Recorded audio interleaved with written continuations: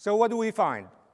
We looked across the top 500 publishers, and on average, we found viewability rate of 69% or non-viewable rate of 31%. Best case scenario, some publishers delivered 100% in view rates. But worst case scenario, there were sites that deliver only 7% in view rate. So if you think about it, for every 14 ads that were on the page, only one ad was visible. Those tended to be pages that are very long, a lot of ads at the bottom of the page. Consumers don't scroll all the way to the bottom, and therefore, there were very few visible ads. So a huge variance, and if you think about it from the advertiser standpoint, since they don't have visibility into viewability, they are taking a big risk. They are buying something, and depending on the mix of site and where the campaign was placed, their viewability rate is varying all over the place. Think about this analogy, which is that if you are a buyer, let's say you want to go and buy a used car, and you want to buy it at an auction, you walk into the auction site, and they hand you a sheet of all the cars that are there, what is their make, what year is it, how much mileage does it have, et cetera, et cetera. And they tell you, OK, so you can bid, go ahead and bid. We're not going to allow you to inspect the cars. Beware that some cars don't work, they don't start. Beware that some cars are banged up. And there are some cars that are really in mint condition. So if you're a buyer participating in that auction, what are you going to bid? Well, you're going to bid a lower price because you really have imperfect information. You don't know if you're going to get stuck with a car that doesn't really work.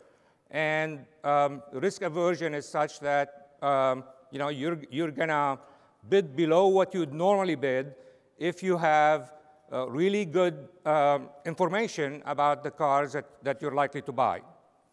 This is a very similar situation here. It's a situation where we're asking the buyer to basically buy where anywhere from 7% to 100% of the cars work.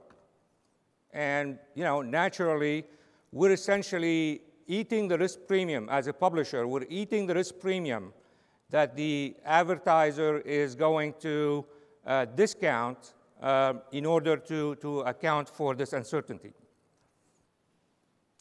The other thing that we found is that the above-the-fold myth, the above-the-fold kind of practice of premium advertising, which people will pay more for, is really something that is really kind of the magic or the key to differentiate between what's really valuable advertising and what's not.